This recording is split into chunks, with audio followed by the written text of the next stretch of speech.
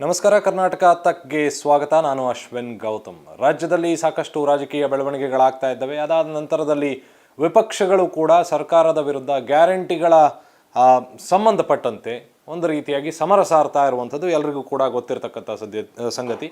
ಒಂದು ಕಡೆ ರಾಷ್ಟ್ರೀಯ ಪಕ್ಷವಾಗಿರುವಂತಹ BJP ತನ್ನ ರಾಜ್ಯದ ಅಧ್ಯಕ್ಷ, BJPಯ ರಾಜ್ಯದ ಅಧ್ಯಕ್ಷರು ನಳಿನ್ ಕುಮಾರ್ ಕಟೀಲ್ ಅವರು ಗ್ಯಾರಂಟಿಯ ವಿರುದ್ಧ ಸುಮಾರು 3-4 ದಿನಗಳಿಂದ ಹರಿಹಾಯ್ತಾ ಇದ್ದಾರೆ. ಅದೇ ರೀತಿ ರಾಜ್ಯದ ಮಾಜಿ ಮುಖ್ಯಮಂತ್ರಿಗಳಾಗಿರ್ತಕ್ಕಂಥ ಬಸವರಾಜ ಬೊಮ್ಮಾಯಿ ಅವರು, ಅವರ ಜೊತೆಗೆ ಇನ್ನಿತರ BJP ನಾಯಕರುಗಳು ಕೂಡ ಈ ಒಂದು ಗ್ಯಾರಂಟಿಗಳ ಅನುಷ್ಠಾನದ ಬಗ್ಗೆ ಹರಿಹಾಯ್ತಾ ಇರ್ತಕ್ಕಂಥದ್ದು. ಯಾವಾಗ ಅನುಷ್ಠಾನವನ್ನು ಮಾಡ್ತೀರಾ? ಅಧಿಕಾರಕ್ಕೆ ಬಂದ ಮೊದಲನೇ ಕ್ಯಾಬಿನೆಟ್ನಲ್ಲೇ ಇದೆಲ್ಲವನ್ನು ಕೂಡ ಕ್ಲಿಯರ್ ಮಾಡ್ತೀವಿ ಅಂತ ಹೇಳ್ತಾ ಇದ್ದೀರಿ. ಬಟ್ ಆದರೂ ಕೂಡ ಬೇರೆ ಬೇರೆ ರೀತಿಯಾದಂತಹ ಮಾತುಗಳು ಬರ್ತಾ ಇದೆ. ಯಾರಿಗೆ ಅದಕ್ಕೆ ಕ್ಲಾಸಸ್ ಅನ್ನು ಹಾಕಬೇಕು ಅನ್ನುವಂತಹ ವಿಚಾರಗಳ ಬಗ್ಗೆ ಪ್ರಸ್ತಾಪವನ್ನು ಮಾಡ್ತಾ ಇದ್ದೀರಿ ಅನ್ನುವಂತಹ ಮಾತನ್ನು ಹೇಳಿದರು. ಅದೇ ರೀತಿ ರಾಜ್ಯದ ಅಧ್ಯಕ್ಷರಾಗಿರುವಂತಹ ನಳಿನ್ ಕುಮಾರ್ ಕಟೀಲ್ ಅವರು ಕೂಡ ಮಾತನಾಡುವಂತಹ ಸಂದರ್ಭದಲ್ಲಿ 1ನೇ ತಾರೀಕಿನಿಂದ ನಾವು ಜನರ ಪರವಾಗಿ ನಿಂತ್ಕೋತೀವಿ, ಅಷ್ಟರೊಳಗೆ ಅನುಷ್ಠಾನವನ್ನು ಮಾಡಲಿಲ್ಲ ಅಂತಂದರೆ ಅದಕ್ಕೆ ಸಂಬಂಧಪಟ್ಟಂತೆ ಇಂದು ಮುಖ್ಯಮಂತ್ರಿಗಳಾಗಿರ್ತಕ್ಕಂಥ ಸಿದ್ದರಾಮಯ್ಯನವರು ಹಾಗೆ DCM DK ಶಿವಕುಮಾರ್ ಅವರ ನೇತೃತ್ವದಲ್ಲಿ ಅಧಿಕಾರಿಗಳ ಉನ್ನತ ಮಟ್ಟದ ಅಧಿಕಾರಿಗಳ ಸಭೆ ಕೂಡ ನಡೆಯಲಿಕ್ಕಿದೆ. ಅದಕ್ಕಿಂತ ಮುಂಚಿತವಾಗಿ ಈಗ ಭಾರತೀಯ ಜನತಾ ಪಕ್ಷದಿಂದ BJPಯಿಂದ ಅದರ ರಾಜ್ಯ ಅಧ್ಯಕ್ಷರು ಆಗಿರುವಂತಹ ನಳಿನ್ ಕುಮಾರ್ ಕಟೀಲ್ ಅವರು, ಹಾಗೆ ಕೇಂದ್ರದ ಸಚಿವರಾಗಿರುವಂತಹ ಮೀನಾಕ್ಷಿ ಲೇಖಿ ಅವರು, ಹಾಗೆ ರಾಜ್ಯದ ಮಾಜಿ ಮುಖ್ಯಮಂತ್ರಿಗಳಾಗಿರ್ತಕ್ಕಂತಹ ಬಸವರಾಜ ಬೊಮ್ಮಾಯಿ ಅವರು ಪತ್ರಿಕಾಗೋಷ್ಠಿಯನ್ನು ಉದ್ದೇಶಿಸಿ ಮಾತನಾಡ್ತಿದ್ದಾರೆ. ಏನು ಮಾತನಾಡ್ತಿದ್ದಾರೆ ಕೇಳೋಣ.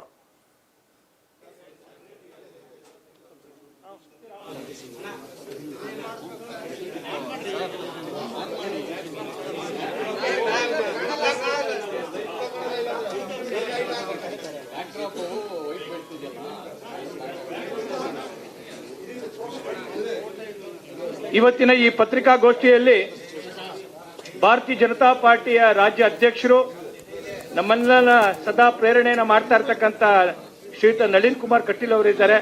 ಅವ್ರಿಗೂ ಸ್ವಾಗತವನ್ನ ಬಯಸ್ತೇನೆ.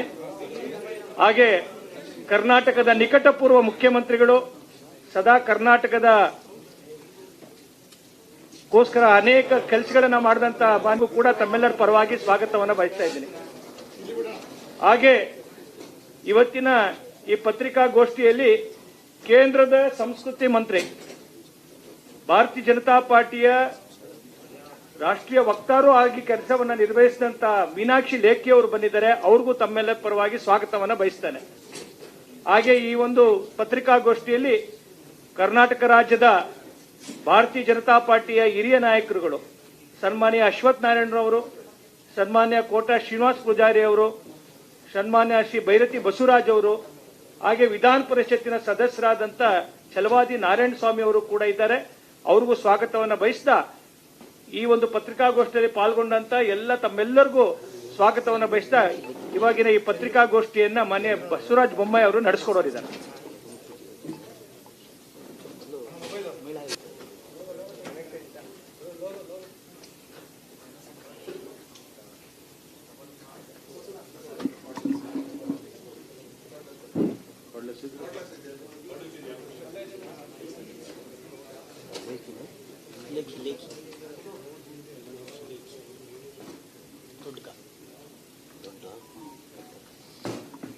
ಆತ್ಮೀಯ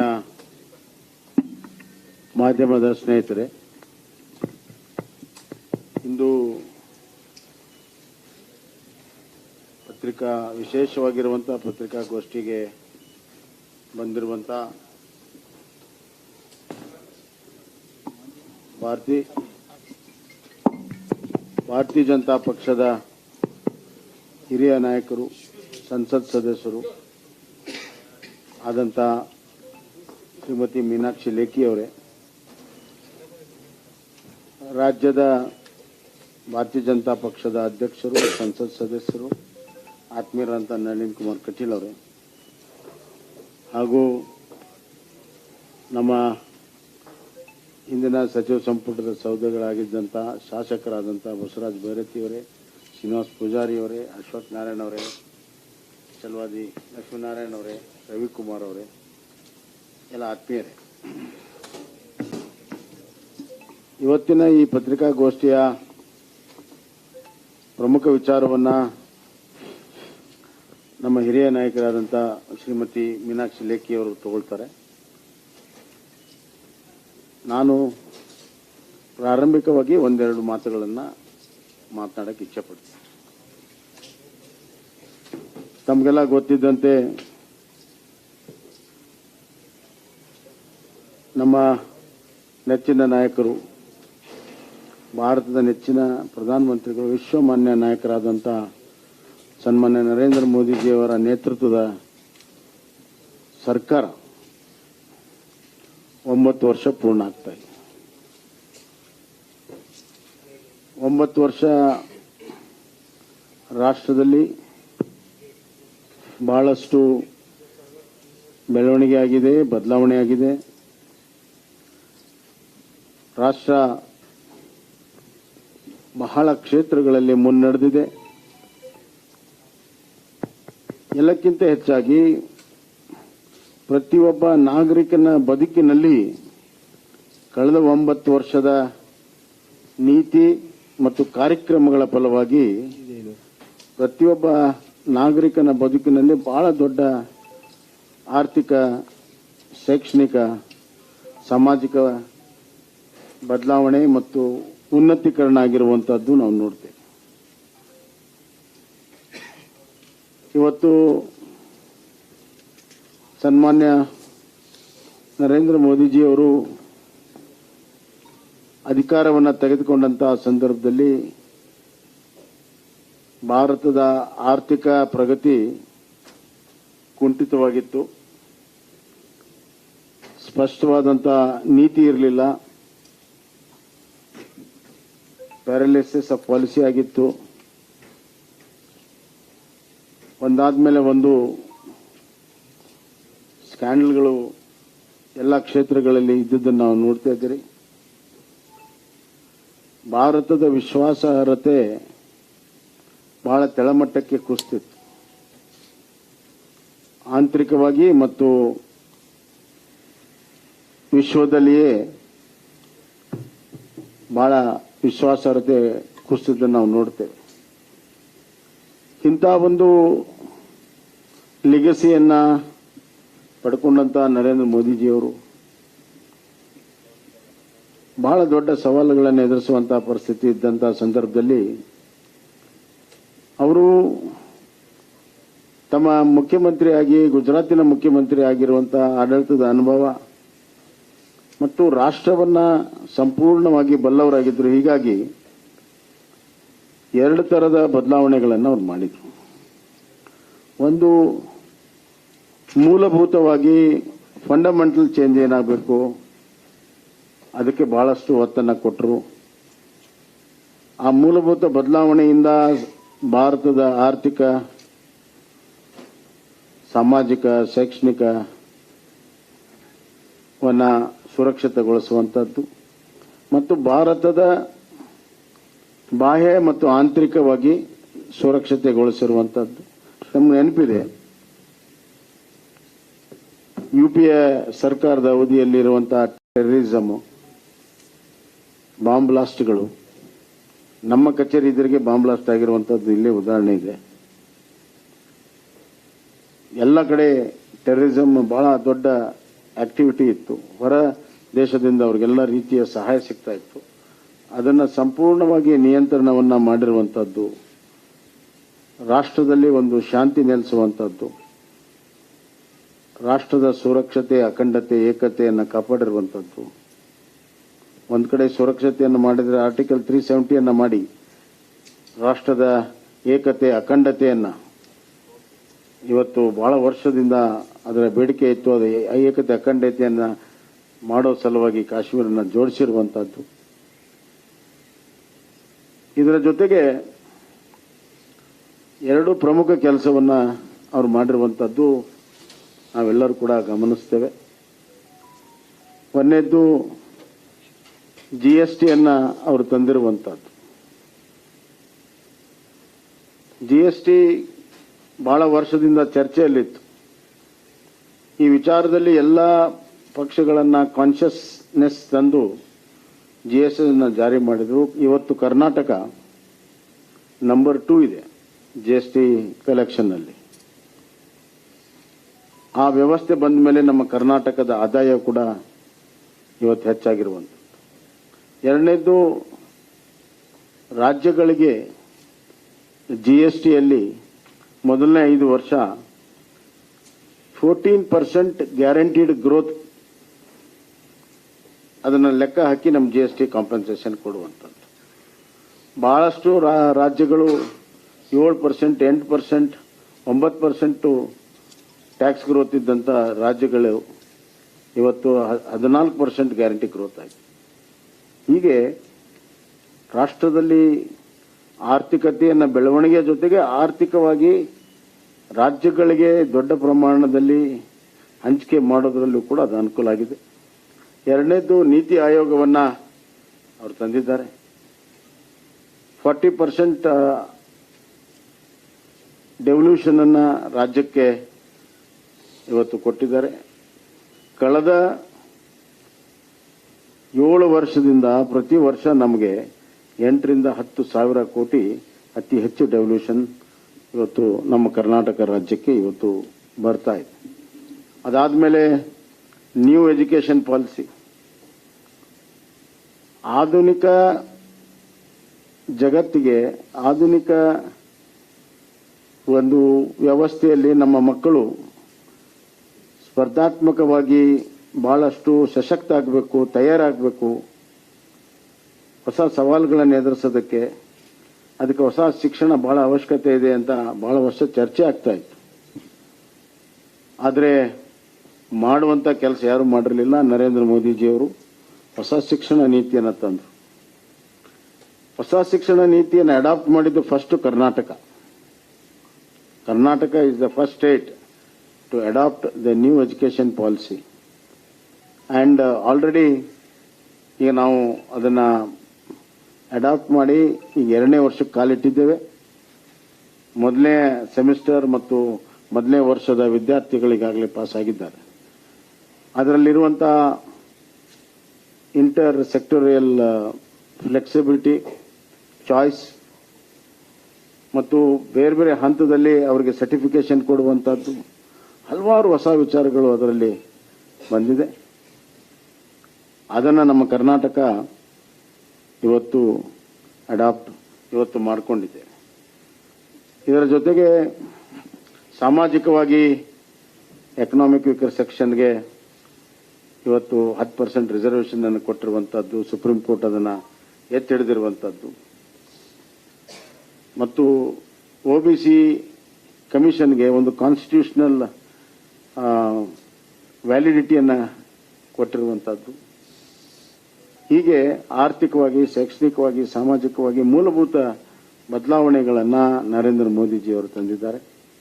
ಕರ್ನಾಟಕ ಮಟ್ಟಕ್ಕೆ ಹೇಳಬೇಕಾದ್ರೆ ಬಹಳ ದೊಡ್ಡ ಕೊಡುಗೆ ಅವರ ಯೋಜನೆಗಳಿಂದ ಬಂದಿದೆ. ಇನ್ಫ್ರಾಸ್ಟ್ರಕ್ಚರಲ್ಲಿ ತಮಗೆಲ್ಲ ಗೊತ್ತಿದೆ, ಅತಿ ಹೆಚ್ಚು ನ್ಯಾಷನಲ್ ಹೈವೇ ಕಳೆದ 73-74 ವರ್ಷದಲ್ಲಿ ಏನು ನ್ಯಾಷನಲ್ ಹೈವೇ ಆಗಿತ್ತು ಸುಮಾರು 4,500 ಕಿಲೋಮೀಟರ್.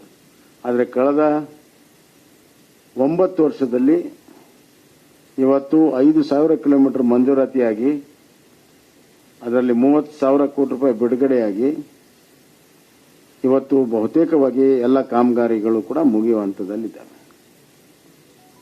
ಅದೇ ರೀತಿ ನಮ್ಮ ಮೆಟ್ರೋಗೆ ಬಹಳ ದೊಡ್ಡ ಬೆಂಗಳೂರು ಮೆಟ್ರೋಗೆ ಸಹಾಯವನ್ನು ಮಾಡಿದ್ದಾರೆ. ಸಬರ್ಬನ್ ರೈಲ್ಗೆ 15,000 ಕೋಟಿ ರೂಪಾಯಿಯ ಯೋಜನೆಯನ್ನು ಕೊಟ್ಟಿದ್ದಾರೆ. ಮತ್ತು ಮೊನ್ನೆ ಮುಖ್ಯಮಂತ್ರಿಗಳು ಫೈನಾನ್ಸ್ ಕಮಿಷನ್ 5,000 ಕೋಟಿ ರೂಪಾಯಿ ಬರಬೇಕಾಗಿತ್ತು, ಬಂದಿಲ್ಲ, ಕೇಳಿಲ್ಲ ಅಂತ ಹೇಳ್ತಾರೆ. ಫೈನಾನ್ಸ್ ಕಮಿಷನ್ ಇಂಟೀರಿಯಂ ರಿಪೋರ್ಟ್ ಅಲ್ಲಿ ಇತ್ತು, ಹೊರತಾಗಿ ಫೈನಲ್ ರಿಪೋರ್ಟ್ ಅಲ್ಲಿ ಇರಲಿಲ್ಲ. ಆ ಇಂಟೀರಿಯಂ ರಿಪೋರ್ಟ್ ಅಲ್ಲಿ ಇದ್ದದ್ದನ್ನು ಕೂಡ ನಾವು ಹಲವಾರು ಬಾರಿ ಅದರ ಪ್ರಯತ್ನಗಳನ್ನು ಮಾಡಿದ್ದೇವೆ. ಆ ಪ್ರಯತ್ನದ ಫಲವಾಗಿಯೇ ನಮಗೆ ಸಬರ್ಬನ್ಗೆ ಅವ್ರ ಫೈನಲ್ ರಿಪೋರ್ಟ್ ಅಲ್ಲಿ ಹೇಳಿದ್ರು, we will give to the infrastructure of the Bengaluru ಅಂತ. ಅದಕ್ಕಾಗಿ ಬೆಂಗಳೂರು ಸಬರ್ಬನ್ಗೆ ವಿಶೇಷವಾಗಿ ಅನುದಾನವನ್ನು ಕೊಟ್ಟಿದ್ದಾರೆ. ಆ ಮಾತನ್ನ ಸಿದ್ದರಾಮಯ್ಯ ಅವರು ಹೇಳಲ್ಲ. ಅದೇ ರೀತಿ 5,000 ಕೋಟಿ ಅಪ್ಪರ್ ಭದ್ರಾಗೆ ಕೊಟ್ಟಿದ್ದಾರೆ, ವಿಶೇಷವಾಗಿರುವಂತಹ ಅನುದಾನ. 5,130 ಕೋಟಿ ರೂಪಾಯಿ ಅಪ್ಪರ್ ಭದ್ರಾ ಯೋಜನೆಗೆ ಕೇಂದ್ರ ಸರ್ಕಾರ ಇವತ್ತು ಬಜೆಟ್ನಲ್ಲಿ ತೆಗೆದಿಟ್ಟಿದೆ. ಮತ್ತು ಈ ವರ್ಷ ರೈಲ್ವೆ ಬಜೆಟಲ್ಲಿ 7,500 ಕೋಟಿ ರೂಪಾಯಿ ರೈಲ್ವೆ ಬಜೆಟಲ್ಲಿ ಇವತ್ತು ಕರ್ನಾಟಕಕ್ಕೆ ಒದಗಿಸಿದೆ. 5 ವರ್ಷದಲ್ಲಿ ಏನು ಒದಗಿಸ್ತಾ ಇತ್ತು ರೈಲ್ವೆ ಬಜೆಟಲ್ಲಿ ಪ್ರತಿ ವರ್ಷ, ಅದನ್ನು ಒಂದೇ ವರ್ಷದಲ್ಲಿ 7,500 ಕೋಟಿ ರೂಪಾಯಿ ಇವತ್ತು ಕೇಂದ್ರ ಸರ್ಕಾರ ಇದೇ ವರ್ಷ ನಮಗೆ ಒದಗಿಸಿದ್ದಾರೆ. ಇದಲ್ಲದೆ ನಮಗೆ ಬೆಂಗಳೂರು ಮೈಸೂರು ಹೈವೇ ವಿಶೇಷವಾಗಿ ಕೊಟ್ಟಿದ್ದಾರೆ ಮತ್ತು ನಮಗೆ 4 ಮೆಡಿಕಲ್ ಕಾಲೇಜನ್ನು ಕೊಟ್ಟಿದ್ದಾರೆ. 4 ಮೆಡಿಕಲ್ ಕಾಲೇಜನ್ನು ಕರ್ನಾಟಕಕ್ಕೆ ಕೊಟ್ಟಿದ್ದಾರೆ. 1 IITಯನ್ನು ಕೊಟ್ಟಿದ್ದಾರೆ ಮತ್ತು ಮಂಗಳೂರು ಕಾರವಾರ ಪೋರ್ಟ್ ಎಕ್ಸ್ಪಾನ್ಷನ್ಗೆ ದುಡ್ಡು ಕೊಟ್ಟಿದ್ದಾರೆ. 2 ಹೊಸ ಪೋರ್ಟ್ಗಳಿಗೆ ಇವತ್ತು ಅನುಮತಿಯನ್ನು ಕೊಟ್ಟಿದ್ದಾರೆ. ಸಾಗರಮಾಲಾ ಯೋಜನೆ ಅಡಿಯಲ್ಲಿ ಸುಮಾರು 1,230 ಕೋಟಿ ರೂಪಾಯಿ ಅಷ್ಟು ಅನುದಾನ ಕೋಸ್ಟಲ್ ಏರಿಯಾ ಡೆವಲಪ್ಮೆಂಟ್ಗೆ ಕೊಟ್ಟಿದ್ದಾರೆ. ಕೋಸ್ಟಲ್ ಏರಿಯಾದಲ್ಲಿ ಟೂರಿಸಂ ಅನುಕೂಲ ಆಗಲು ನಮ್ಮ CRZ ಪ್ಲಾನ್ 30 ವರ್ಷದ ಬೇಡಿಕೆ ಇತ್ತು. CRZ ಪ್ಲಾನ್ಗೆ ಇವತ್ತು ಅವರು ಅನುಮತಿಯನ್ನ ಇವತ್ತು ಅವರು ಕೊಟ್ಟಿದ್ದಾರೆ. ಮತ್ತು ಎಂಪ್ಲಾಯ್ಮೆಂಟ್ ದೃಷ್ಟಿಯಿಂದ ಗುಲ್ಬರ್ಗಾದಲ್ಲಿ ಒಂದು ಜವಳಿ ಪಾರ್ಕ್ ಅನ್ನು ಕೊಟ್ಟಿದ್ದಾರೆ. 1 ಲಕ್ಷ ಜನರಿಗೆ ಎಂಪ್ಲಾಯ್ಮೆಂಟ್ ಸಿಗುವಂತ ಜವಳಿ ಪಾರ್ಕ್ ಅನ್ನು ಅನುದಾನದೊಂದಿಗೆ ಅವರು ಕೊಟ್ಟಿದ್ದಾರೆ. ಹೀಗೆ ಹೇಳ್ತಾ ಹೋದರೆ ಬೇಕಾದಷ್ಟು ಅನುಕೂಲಗಳು ಕೇಂದ್ರದಿಂದ ಆಗಿದೆ. ಇದನ್ನ ರಾಜ್ಯ ಸದುಪಯೋಗ ಮಾಡಿಕೊಂಡು ಜನರಿಗೆ ಮುಟ್ಟಿಸುವಂತ ಕೆಲಸ ರಾಜ್ಯ ಸರ್ಕಾರ ಮಾಡಬೇಕು. ಇದರಲ್ಲಿ ರಾಜಕಾರಣ ಮಾಡುವಂತದ್ದು ರಾಜ್ಯದ ಜನತೆಗೆ ನುಕ್ಸಾನ್ ಆಗ್ತದೆ ಹೊರತಾಗಿ. ಆದ್ದರಿಂದ ಇವತ್ತು ಈ ಎಲ್ಲ ಯೋಜನೆಗಳನ್ನು 9 ವರ್ಷದಲ್ಲಿ ನರೇಂದ್ರ ಮೋದಿಜಿಯವರು ನಮಗೆ ಕೊಟ್ಟಿರುವಂತಹದ್ದು ನಾವೆಲ್ಲರೂ ಕೂಡ ಕರ್ನಾಟಕದ ಜನ ಆಭಾರಿಯಾಗಿದ್ದೇವೆ ಅನ್ನುವಂಥ ಮಾತನ್ನ ನಾನು ಹೇಳಕ್ಕೆ ಇಚ್ಛೆಪಡ್ತೇನೆ. ರೈತ ಸನ್ಮಾನ ಯೋಜನೆ 16,000 ಕೋಟಿ ರೂಪಾಯಿ ಕಳೆದ 4 ವರ್ಷದಲ್ಲಿ ಸುಮಾರು 54 ಲಕ್ಷ ಜನ ರೈತರಿಗೆ ಇವತ್ತು ನಮ್ಮ ಕರ್ನಾಟಕದಲ್ಲಿ ಬಂದಿದೆ. 54 ಲಕ್ಷ ಜನ ರೈತರಿಗೆ ನೇರವಾಗಿ DBTಯಲ್ಲಿ ಬಂದಿದೆ. ಅದರ ಜೊತೆಗೆ 1.5 ಕೋಟಿ ಆಯುಷ್ಮಾನ್ ಕಾರ್ಡ್ ಇವತ್ತು ಕರ್ನಾಟಕಕ್ಕೆ ಇವತ್ತು ಬಂದಿರೋದು ನಾವೆಲ್ಲ ನೋಡ್ತಾ ಇದ್ದೇವೆ. ಹೇಳ್ತಾ ಹೋದ್ರೆ ಬಹಳ ದೊಡ್ಡ ಪಟ್ಟಿ ಇದೆ. ಇವತ್ತು ಪ್ರಧಾನ ಮಂತ್ರಿ ಆವಾಸ್ ಯೋಜನೆ ಕೇವಲ ಒಂದು ಫಾರ್ಮಲ್ ಆಗಿ ಒಂದು ಡಿಜಿಟಲ್ ಪ್ಲಾಟ್ಫಾರ್ಮ್ ಬದಲಾವಣೆ ಮಾಡಕ್ಕೆ ಒಪ್ಪದೆ ಸುಮಾರು 17 ಲಕ್ಷ ಮನೆಗಳ ಮಂಜೂರಾತಿ ಹಿಂದಿನ ಸರ್ಕಾರ ಕಾಲದಲ್ಲಿ ತಡೆ ಹಿಡಿಯಲಾಗಿತ್ತು. ನಾವು ಬಂದ ಮೇಲೆ ಈಗ ಸುಮಾರು 17 ಲಕ್ಷ ಪ್ರಧಾನಮಂತ್ರಿ ಆವಾಸ್ ಯೋಜನೆಗೆ ಮಂಜೂರಾತಿಯನ್ನು ಕೊಟ್ಟಿದ್ದಾರೆ. ಬರುವಂತಹ ದಿನಗಳಲ್ಲಿ ಅವುಗಳಿಗೆ ಇವತ್ತು ನಾವು ಕೇಂದ್ರ ರಾಜ್ಯ ಸರ್ಕಾರ ಅನುದಾನವನ್ನು ಒದಗಿಸಬೇಕಾಗ್ತದೆ. ಅಂದಾಗ ಮಾತ್ರ ಅದು ಬಡ ಜನರಿಗೆ ಮುಟ್ಟಿಸಕ್ಕೆ ಸಾಧ್ಯ ಇದೆ. ಇವತ್ತು 9 ವರ್ಷದ ಬದಲಾವಣೆ ಬಹಳ ಪ್ರಮುಖವಾಗಿತ್ತು ಅಂತ ನನ್ನ ಭಾವನೆ. ನರೇಂದ್ರ ಮೋದಿಜಿ ಅವರು ಪ್ರಧಾನಮಂತ್ರಿ ಆಗಿದ್ದರಿಂದ ಇವತ್ತು ವಿಶ್ವದಲ್ಲಿ ಭಾರತಕ್ಕೆ ಮಾನ್ಯತೆ ಸಿಕ್ಕಿದೆ. ರಾಷ್ಟ್ರ ರಾಜ್ಯ ಸುರಕ್ಷಿತವಾಗಿದೆ.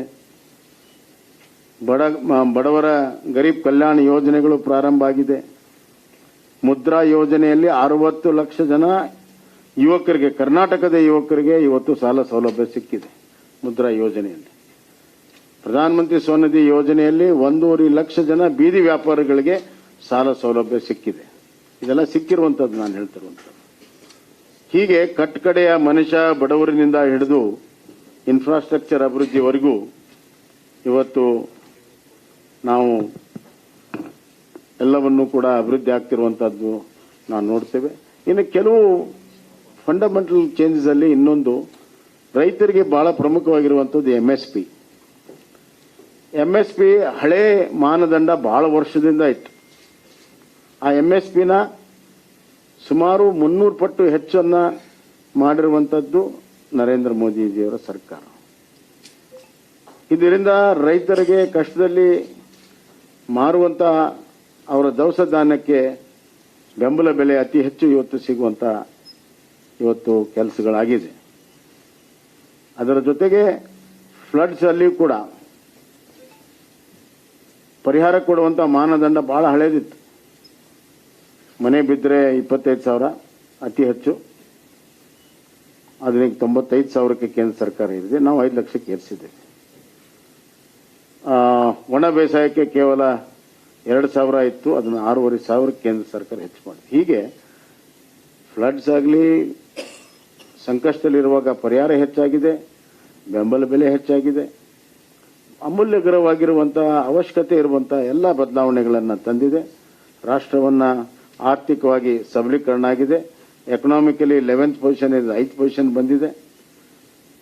ಇವತ್ತು 5 ಟ್ರಿಲಿಯನ್ ಅಲ್ಲಿ ಕರ್ನಾಟಕ 1 ಟ್ರಿಲಿಯನ್ ಮಾಡೋದಕ್ಕೆ ಸಶಕ್ತವಾಗಿ ನಾವೆಲ್ಲವನ್ನು ಕೂಡ ಪ್ರಾರಂಭ ಮಾಡಿದ್ವಿ.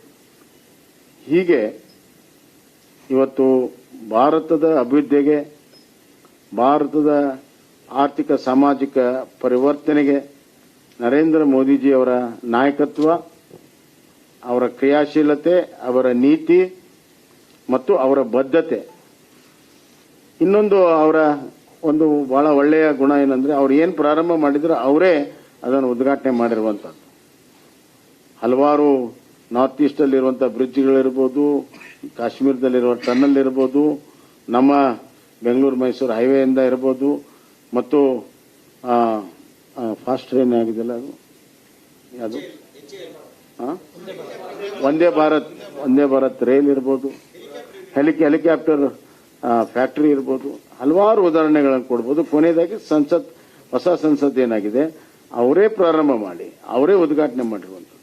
ಗತಿಶಕ್ತಿ ಅಂತ ಒಂದು ಯೋಜನೆಗಳನ್ನು ಹಾಕೊಂಡು ಎಲ್ಲ ಮೆಗಾ ಪ್ರಾಜೆಕ್ಟ್ಗಳಿಗೆ ಸ್ಪೀಡ್ ಅನ್ನು ಕೊಡುವಂತಹ ಕೆಲಸವನ್ನು ಮಾಡ ಒಬ್ಬ ದೂರದೃಷ್ಟಿ ಇರುವಂತಹ ಒಬ್ಬ ವಿಷನರಿ ಸ್ಟೇಟ್ಸ್ಮನ್ ಮತ್ತು ಅತ್ಯಂತ ಕಟ್ಟುಬದ್ಧಾಗಿ ಕರ್ತವ್ಯ ನಿಷ್ಠೆಯಿಂದ ದೇಶವನ್ನು ಕಟ್ಟುವಂತ ದೇಶ ಪ್ರೇಮಿ ನರೇಂದ್ರ ಮೋದಿಜಿಯವರ ನೇತೃತ್ವದಲ್ಲಿ 9 ವರ್ಷ ಮುಂದಿನ ಅಮೃತ ಕಾಲಕ್ಕೆ ಭದ್ರ ಅಡಿಪಾಯನ್ನು ಹಾಕಿದೆ.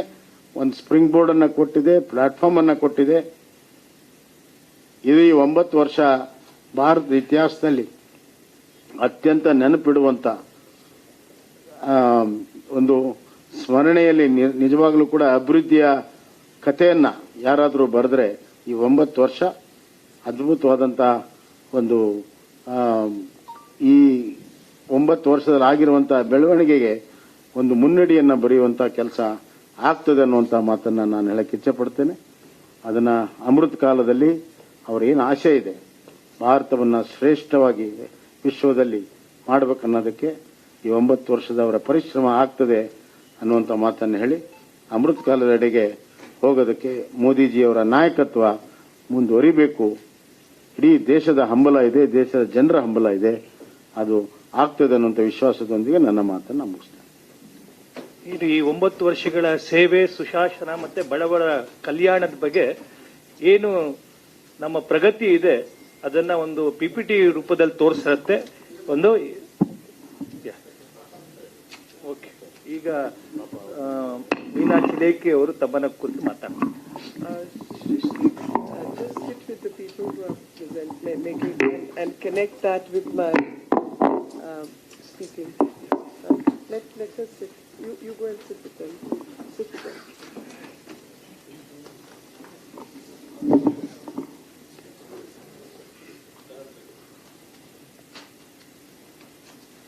ಎಲ್ಲರಿಗೂ ನಮಸ್ಕಾರ.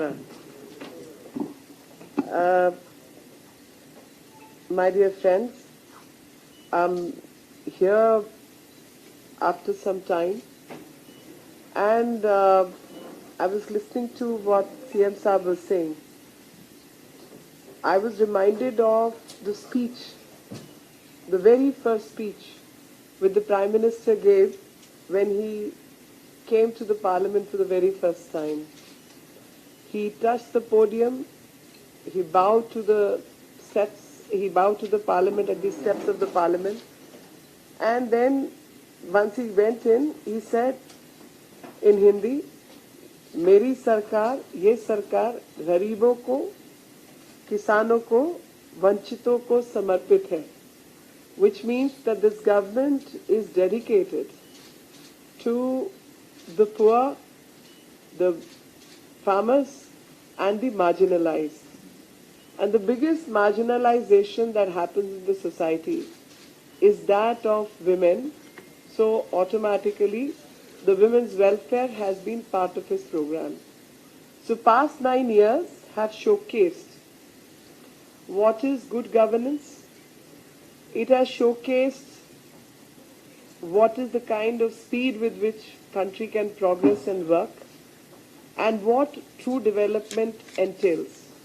This is how, on these three limbs, I can discuss the developmental process. And I must say, in past 9 years, it's not been easy. And in English, as we say, it's been a Herculean task. And it's been a Herculean task to deal with corruption. It's been a Herculean task to deal with Jan Seva. It's been a Herculean task to deal with development of the marginalized. It's been quite a task. But we all know the word Herculean task. We all understand the depth and the width of the enormity of a problem the moment I say Herculean task. But if I was to say it was a Bhagirath Prayas, how many of you would understand? Bhagirath Prayatna, how many will understand? The fact is, no, I'm very happy. Everyone will. The fact is that across India, in our general matter of speech, we started using words like Herculean task. We stopped using words like Bhagirathi, Prayatna or Prayas. So it's what the point I'm trying to make is the task was tough. We are on the right track. We've been delivered many promises. And this journey of 9 years has been a journey of delivery from promises. Not just open promises, but delivery from promises. And the civilizational change in value systems. And which got depicted yesterday. Nobody knew that a thing like Sangol existed in our country. Nobody knew the civilizational power of this country.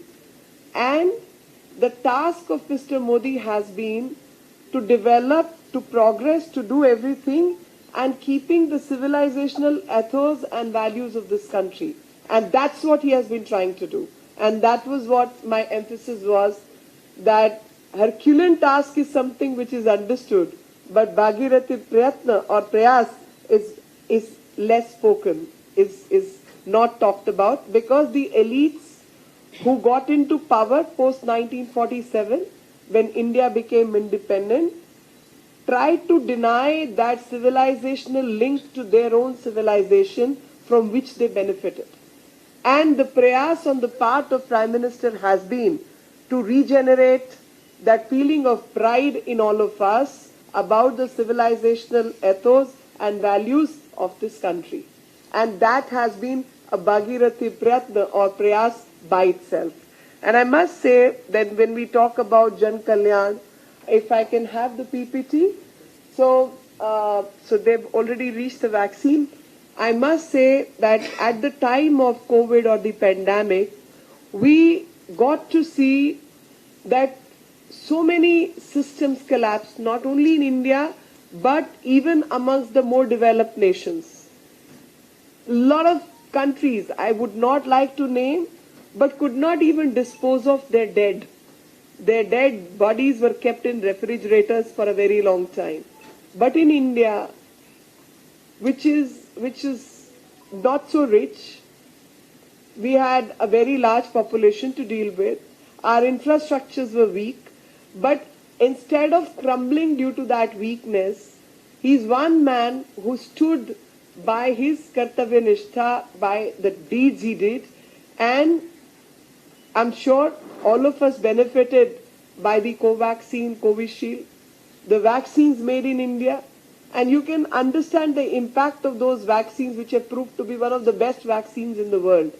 But when production had to happen, before that, when research was happening, I want to remind every one of you how these people from the opposition were trying to sell foreign products in this country.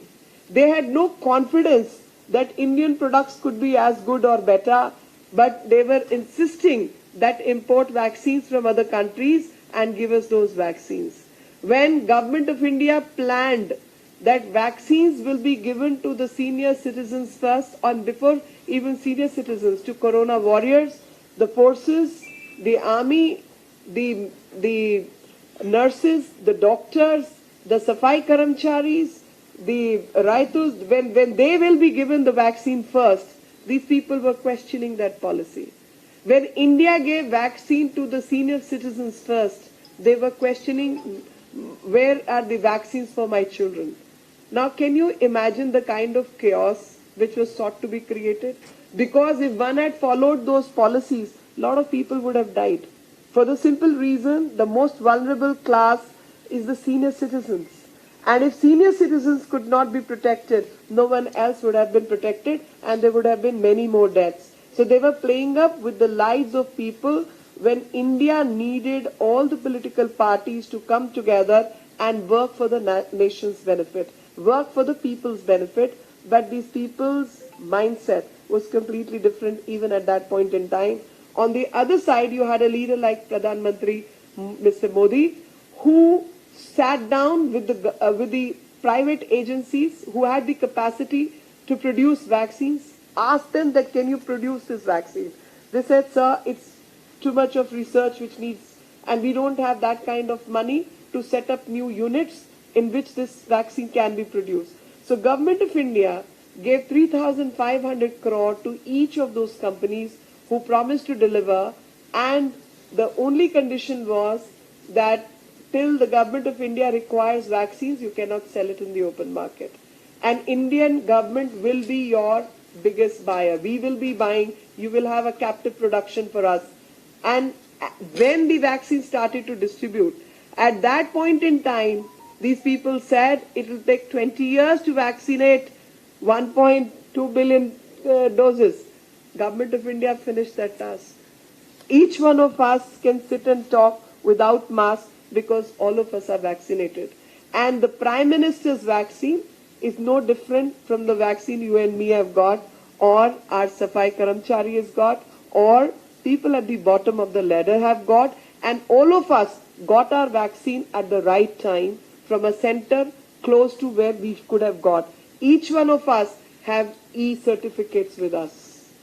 You know, the most so-called rich countries, I wouldn't call them developed now, I'll say the most rich countries of the world do not have a digital certificate. Do you know the kind of chaos? They could not even handle the kind of workload we had. We got 2.2 billion doses for everyone. And at the right time, so managing that system, which was COVID. And when questions were raised about COVID, we said it's an open source system, anyone can take it from here. I'm sorry to have jumped from vaccination to straight away to digital infrastructure, but you will all understand the kind of capacity which was showcased by Government of India while handling pandemic, while handling the requirement for oxygen. And that showcasing was not just relevant, it was with the bhav, with the emotion of serving the people of this country who elected him, who made him the Prime Minister. And with that service, it also showcased the determination, it showcased the will, it showcased the resilience of this country, and that's what the Prime Minister embodies. Prime Minister is representing all the good things the country is representing today. We are all energized, we want changes, we are aspirational, we want work, we are connected to our roots, we want to progress ahead, we want to use technology, and that's what is being embodied by the office of the Prime Minister. The Prime Minister as a person embodies all these things and is leading from the front. He's leading from the front because when I talked about marginalized, I mean, imagine the kind of work which has been done for the most marginalized community, that is the women of this country. Nobody bothered how much weight a woman carries on her head while bringing fire, fuel for fire. Nobody bothered how much time she spends when there is no ration at home. Nobody understood that what kind of time and energy is wasted by a woman in fetching water so that the children can get cooked meal or bathing or for other requirements. But here is a government which is working directly, which is again leading from the front, and Prime Minister is overseeing these programs where issues which really touch the soul of women, which represent womanhood. I mean, womanhood cannot but be represented by a phase in life when children drop out of the school because of menstruation. Women get into difficulty because they are unable to function properly at that point in time. Prime Minister of the country talking about sanitary pads. Prime Minister of the country talking about sanitation facilities in this country. Yes, yesterday he said we built the Parliament House, but we also built 13 crore toilets. That is the strength on which this government has worked. That wherever the pain existed, wherever difficulty existed, those difficulties got addressed. Those difficulties were made easy. Life was made easy, whether it is Ujjwala Yojana, it is Jandan Khatas. I'll come to Jandan Khata later when I talk about financial inclusion. But Har Ghar Nal Se Jal, Ayushman Yojana, which the CM has already spoken about, so many aspects, sanitary pads, toilets, Har Ghar Nal Se Jal, these are issues which were not even addressed for a common woman. And because of this, she was getting health issues, she was getting into health problems. When the woman of the house is suffering, everybody in the society suffers. Children, husband, in-laws, parents, everybody is suffering. When the focal point, the woman of the family suffers, everyone suffers. So he tried to address. I mean, let's not forget, he's a person who came from very impoverished and poor background. He would have seen these things with his own eyes when his mother must have been suffering. And he would have developed that emotion to address these issues, that these are the things which got to be addressed. These are the things which need to be spoken about. And you see a result of a true sensitivity towards the cause. And that sensitivity is reflected by the work done. That sensitivity is reflected by the speed with which the work gets done. And if I talk about the next slide, let's move to the next. Medical treatment we've already spoken about. So, poor. Here I will say everybody talked about Garibi Hatao.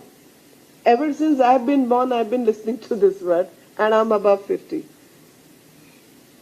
For that many years, Garibi Hatao. So for that many years, Garibi Hatao program was going on, and the Garibi was not, we were not able to get rid of Garibi. What we were getting in return is more Garib, and what we were getting is more corruption. Because all the money that was meant for the poor was going into some people's pocket. It never reached the last person which had to be connected, which had to get that benefit. So government sending money and money is not reaching. We talked about financial inclusion, but there was no inclusion. We talked about reaching doorstep delivery, but it was not happening.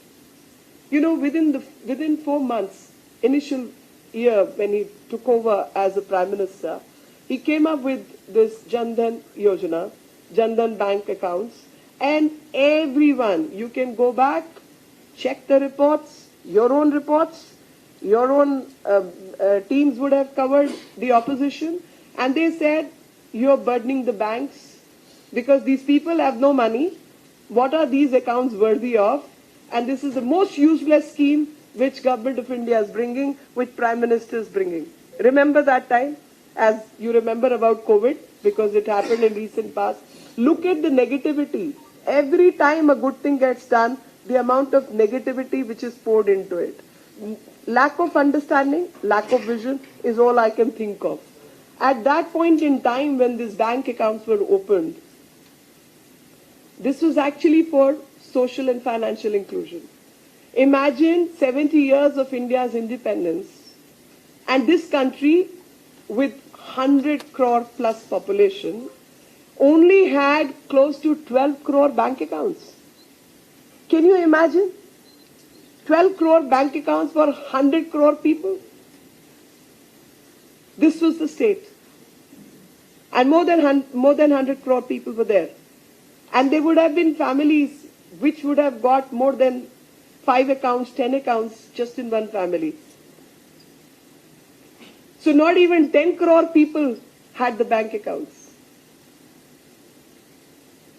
At that point in time, it was decided to open the bank accounts even for those who do not have money to put, but bank account be opened so that they get access to banking facility. And you see, even in terms of GDP, when you look at this figure, more than 50%, 60%, I must say, of our GDP comes from unorganized sector.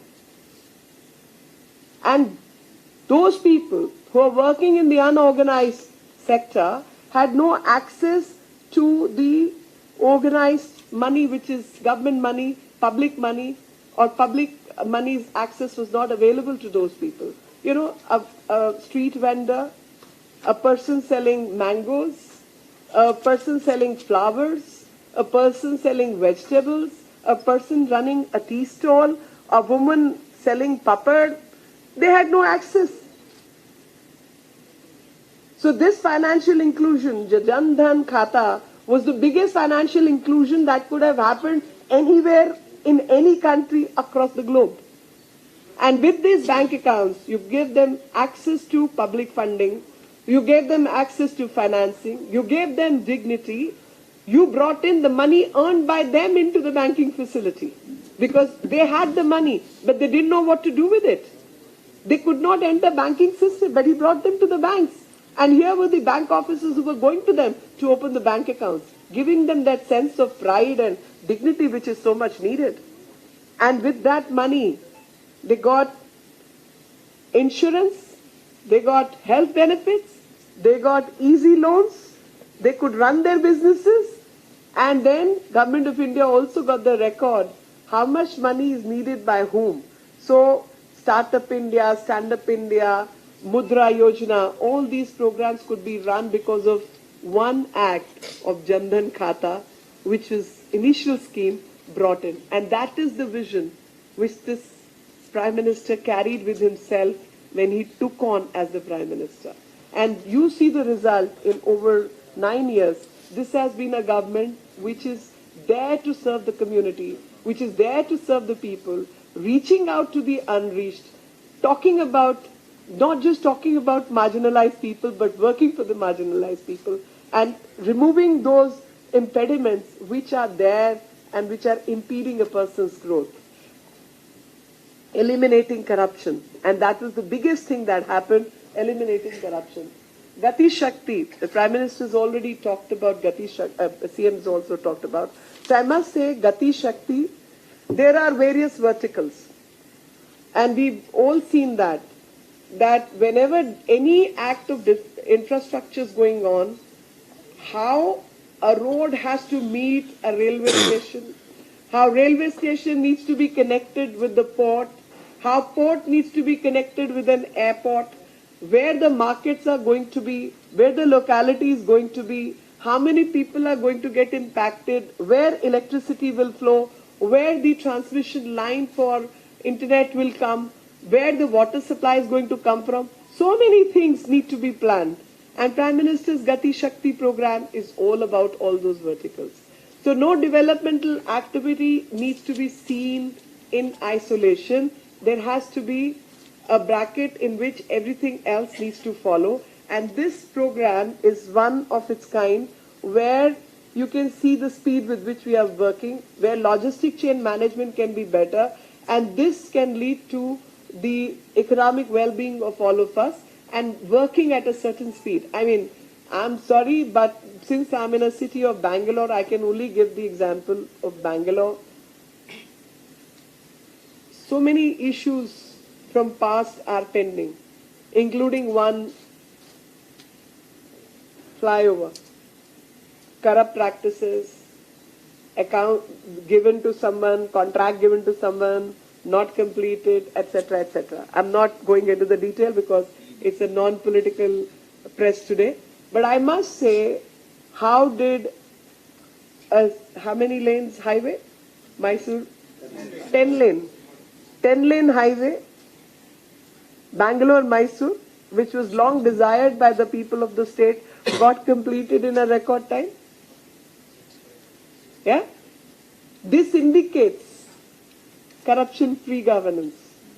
This is indicative of the speed with which monitoring and good governance, because good governance is also about not just handing over projects, good governance is also about monitoring projects.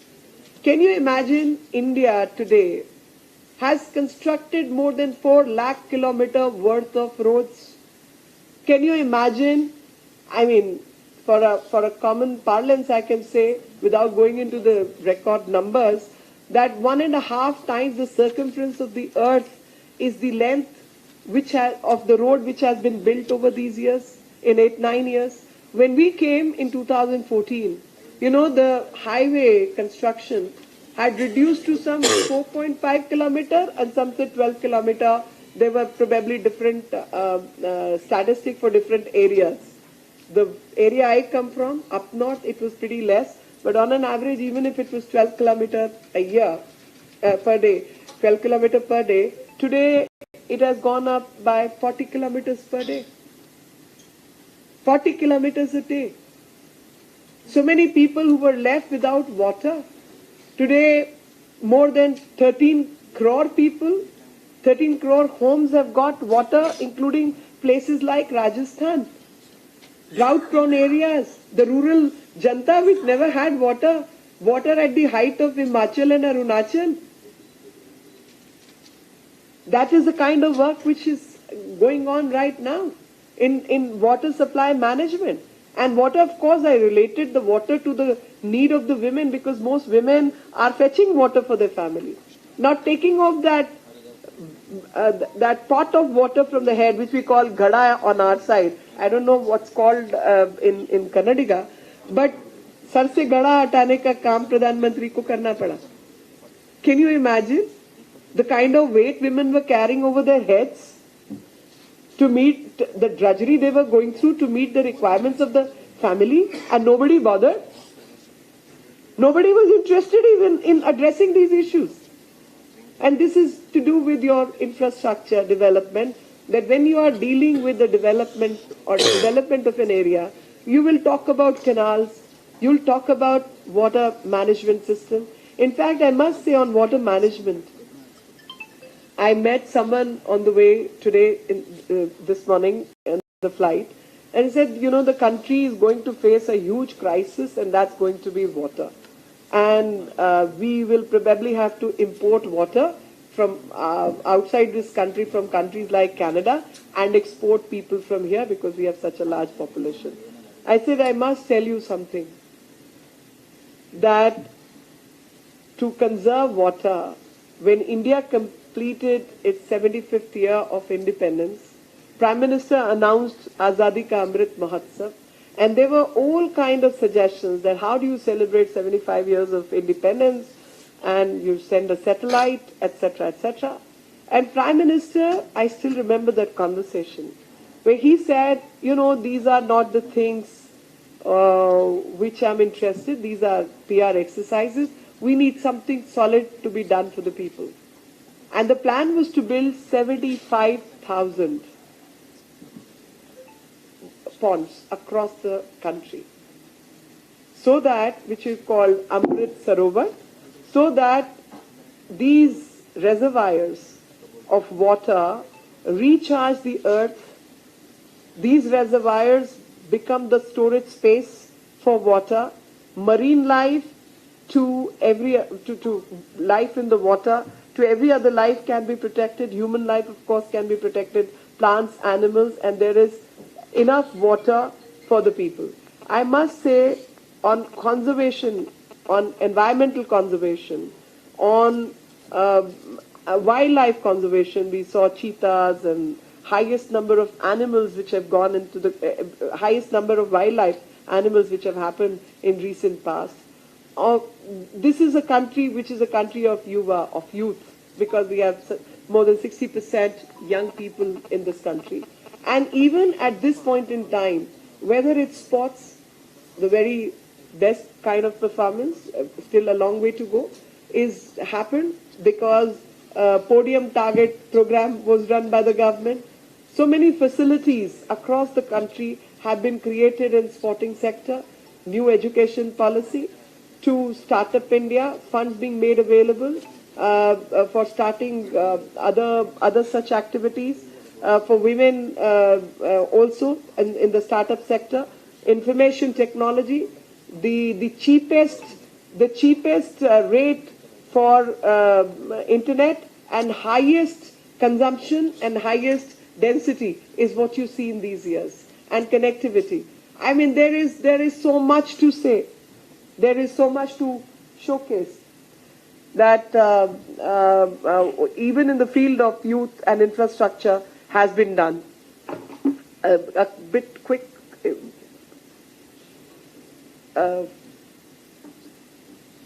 So this is. I'll stop here. Virasat or Vikas, and that's where I started from. That while India will make progress, India will get ahead in technology, be it digital, be it infrastructure, be it anything, but we are also going to preserve our heritage and culture, and that's an example of our heritage and culture preservation, whether it's Kartarpur corridor, so on and so forth. Ram Mandir on our anvil. Could you imagine that Ram Mandir will happen? Did you imagine? I mean, I'm asking my friends on the dais. No.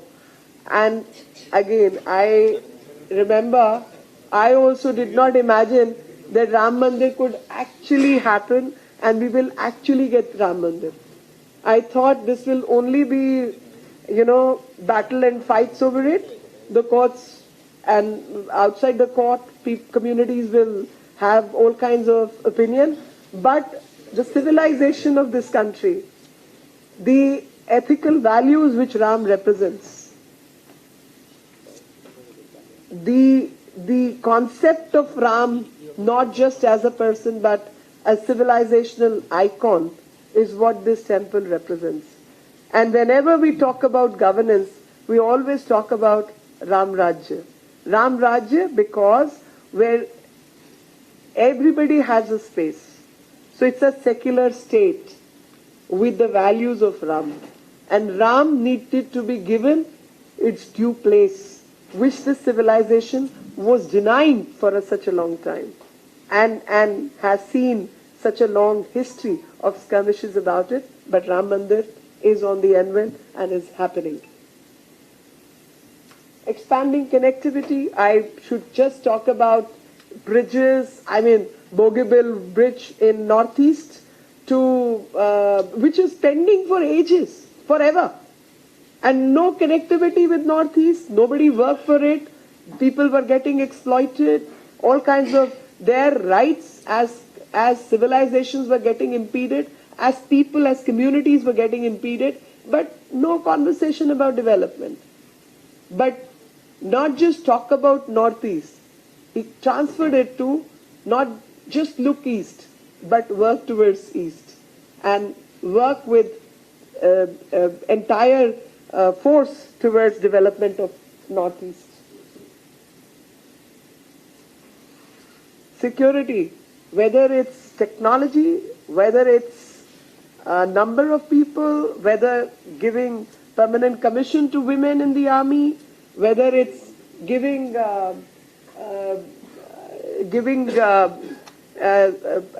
asking every other state and bringing certain percentage, 25% women, 15%, gradually increasing that number of women in the paramilitary forces, abolishing 370. I mean, the Ram Mandir and 370 were things like I thought I will probably die without seeing this happen in front of my eyes. But that happened because it's directly related to the safety and security of our country.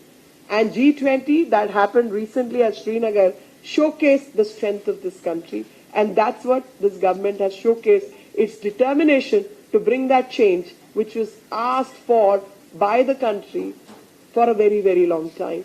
So it was not just a promise, but it was delivery of a promise that happened. Now, whether it's Yemen, Syria, Nepal, Ukraine, recently Afghanistan, and just now Sudan, so on and so forth. Every time there is a crisis and you happen to be an Indian in a foreign land, you know there is a place to go to and there is a person who will be there to respond, and that's what the change in working has happened ever since PM became the Prime Minister of this country. That the government of India will respond to the need of its people no matter where they are. And that response will be in terms of what is required and what is asked of as a government. These are the changes in attitude, in conduct, and in reaching out to the unreached again. Even in foreign countries, we engaged in these rescue missions. I must say, whether it's G20, it's SCO presidency, or the visits of the Prime Minister outside the country, all of them have added a feather in the cap of India because we get to benefit. The moment India gets to be, the stature of India goes up by Prime Minister's conversation, by his presence, by eulogy that people have to offer him outside the country, whether it's investment coming into this country, or it's a sense of security for Indians outside, or sense of pride also, or it's about reaching out, or it's about getting help from others when we are in difficulty, which happened during COVID. It's all adds up to the benefit of the people of our country. Every visit of the Prime Minister, every accolade that Prime Minister receives is an accolade to the 1.3 strong billion Indians. It's for all of us. That compliment is meant for all of us as a country, as people, and that's what he's added value to the presence across the globe and thus recognized as a global leader, and people asking him, taking him on board for various programs and various things and geostrategic issues which got to be discussed by various groups across the globe, and thus pride of India and the status of India goes up with a Prime Minister like Prime Minister Modi, who's traveling across the globe. I would say what we saw yesterday at the inauguration of the new parliament, my heart, and I'm speaking on everybody else's behalf, was filled with the sense of pride. Each one of us felt so proud that we don't need foreign architects to come and tell us what architecture is. We can use the latest technology without any intervention from anyone. It's all desi, it's all made in India. Every material used in the parliament came from various parts of the country. Various artists from across the country have contributed, which showcase all the best things India has to offer, both culturally, technologically, architecturally, and also historically and from the perspective of heritage, because India is, as said, the mother of democracy. people forgot, people started talking about Westphalian models and so on and so forth. From Vedic period, this country had the system of democracy where Raja, was just a title like Prime Minister. He would be one person who will be elected by others, and Rajdand is something which would be used at the time of Rajyabhishek. His forehead will be touched by this or hit by the, because when king will say, I am the most superior and I can do whatever, the Raj Purohit will touch his forehead and hit him with a baton, saying, and that is Rajdand, saying, you are not the greatest, it's the law of the land which is superior to you, and you are here to obey the land, the laws of the land, and also uphold the dharma.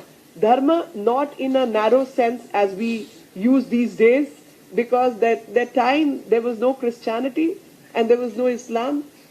These are the practices which precede the origin of these religion, and these practices were to keep the society gentle, compassionate, and even the most powerful man was not powerful in front of the law. It was the law of the land which was the most superior, most powerful, and that is the soul of democracy. That is what rule of law represents, which of course we get from post-Renaissance period, and that is what was represented when that Singhol was kept, which was neglected for 75 years, was kept right next to the speaker's chair. So this is heritage, culture, technology, development all together, and that's the way forward for India, and that's the vision of the Prime Minister, and that's the work which was Bhagirathi Prayas, which we have done over 9 years.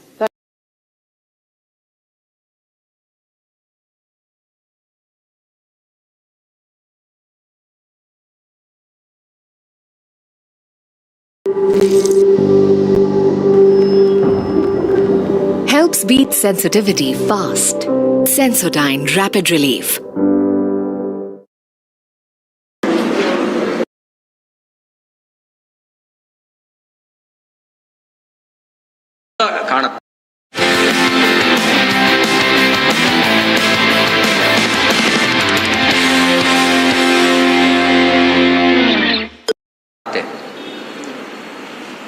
ನಮ್ಮ ಇಬ್ಬರ ಸಂಸ್ಕೃತಿಯೂ ಒಂದೇ. ರಾಜಕೀಯವಾಗಿ ಟೀಕಿಸುವ ಯಾವುದೇ ಸರಕಿಲ್ಲದೆ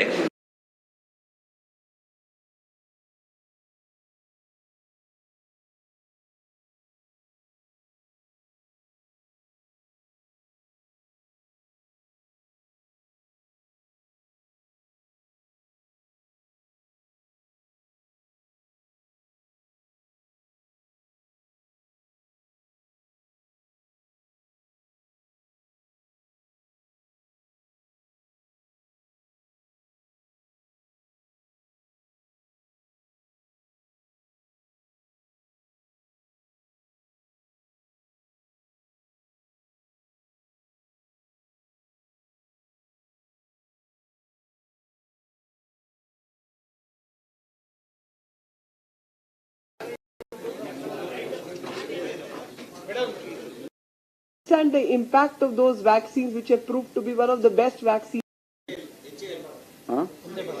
ಒಂದೇ Bharat rail ಇರ್ಬೋದು, helicopter factory ಇರ್ಬೋದು, ಹಲವಾರು ಉದಾಹರಣೆಗಳನ್ನು ಕೊಡ್ಬೋದು. ಕೊನೆಯದಾಗಿ ಹೊಸ ಸಂಸತ್ ಏನಾಗಿದೆ ಅವರೇ ಪ್ರಾರಂಭ ಮಾಡಿ ಅವರೇ ಉದ್ಘಾಟನೆ ಮಾಡಿರುವಂಥದ್ದು ಗತಿಶಕ್ತಿ ಅಂತ ಒಂದು ಯೋಜನೆಗಳನ್ನು ಹಾಕೊಂಡು ಎಲ್ಲ ಮೆಗಾ ಪ್ರಾಜೆಕ್ಟ್ಗಳಿಗೆ ಸ್ಪೀಡ್ ಅನ್ನು ಕೊಡುವಂತಹ ಕೆಲಸವನ್ನು ಮಾಡ ಒಬ್ಬ ದೂರದೃಷ್ಟಿ ಇರುವಂತ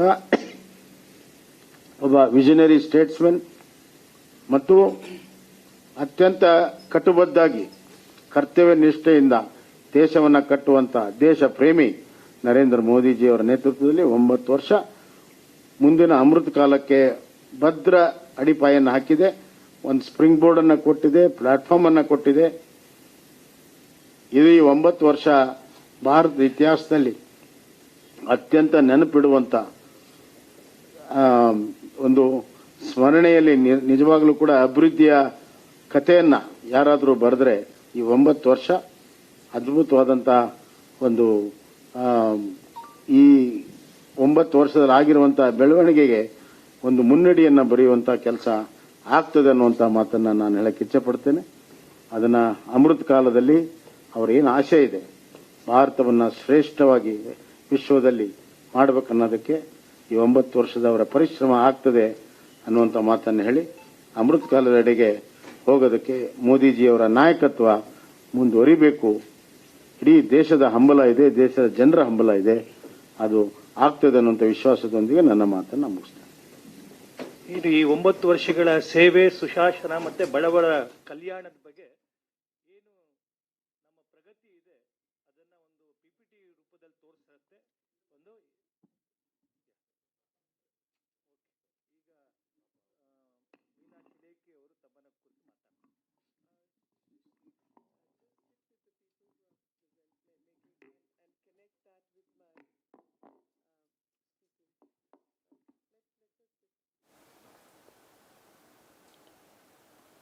ಎಸ್ ವೀಕ್ಷಕರೇ, ನಾವು ನೋಡ್ತಾ ಇದ್ವಿ BJPಯ ನಾಯಕರುಗಳು ಪತ್ರಿಕಾಗೋಷ್ಠಿಯನ್ನು ಉದ್ದೇಶಿಸಿ ಮಾತನಾಡ್ತಾ ಇದ್ರು. ಬಹುಶಃ ಆ ಒಂದು ಪತ್ರಿಕಾಗೋಷ್ಠಿಯಲ್ಲಿ ಗ್ಯಾರಂಟಿಯ ವಿಚಾರ ಬಗ್ಗೆ ಮಾತನಾಡ್ತಾರೆ ಅನ್ನುವಂತಹ ಆಲೋಚನೆ ಎಲ್ಲರಲ್ಲೂ ಕೂಡ ಇತ್ತು.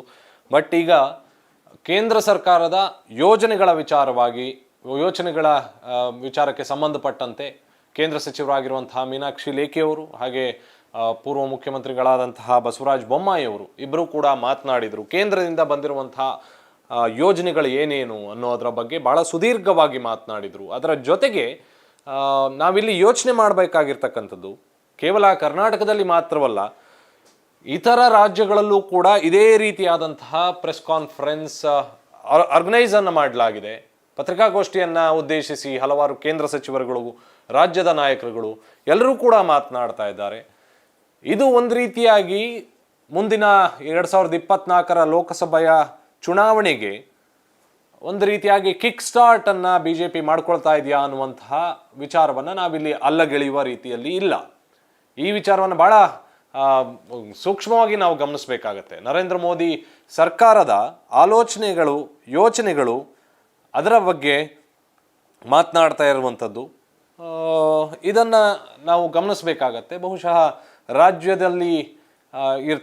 ರಾಜ್ಯದಲ್ಲಿ ಆದಂತಹ ಒಂದು ಸೋಲಿನ ಹಿನ್ನೆಲೆಯಲ್ಲಿ ಬಹುಶಃ 1 ವರ್ಷದ ಮುಂಚೆಯೇ ಲೋಕಸಭಾ ಚುನಾವಣೆ ಕಾವನ್ನು BJP ನೀಡ್ತಾ ಇದೆಯಾ ಅನ್ನೋದನ್ನು ಕೂಡ ನಾವಿಲ್ಲಿ ಯೋಚನೆಯನ್ನು ಮಾಡಬೇಕಾಗತ್ತೆ.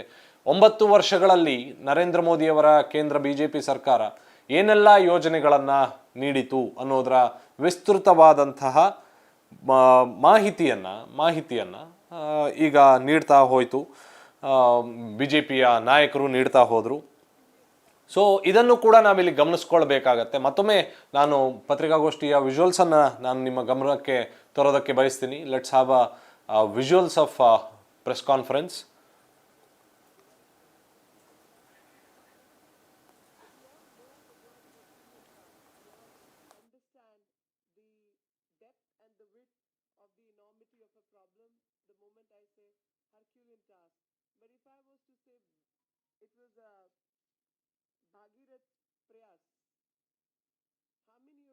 Understand.